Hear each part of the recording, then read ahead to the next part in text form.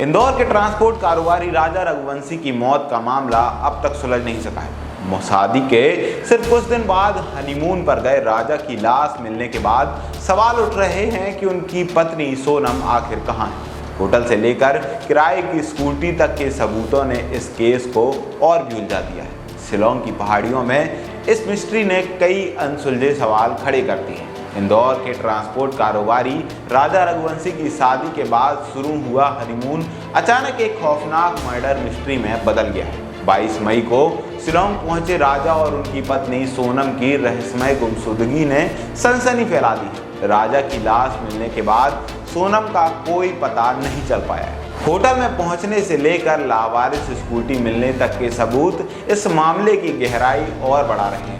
शिलोंग की वादियों में हुई घटना के बाद सवाल उठ रहे हैं कि आखिर सोनम कहां है और राजा की मौत के पीछे क्या राज छुपा है। राजा और सोनम की शादी 11 मई को हुई थी। शादी के महज 9 दिन बाद 20 मई को दोनों हनीमून मनाने के लिए इंदौर से बेंगलुरु होते हुए गुवाहाटी पहुंचे। वहां कामाख्या देवी मंदिर के दर्शन के बाद 22 मई को वे शिलोंग रवाना हुए। घर वालों के अनुसार दोनों का प्लान सिर्फ असम तक जाने का था, लेकिन वे अचानक शिलोंग कैसे और क्यों पहुंचे, यह सवाल अब गहरा रहा है।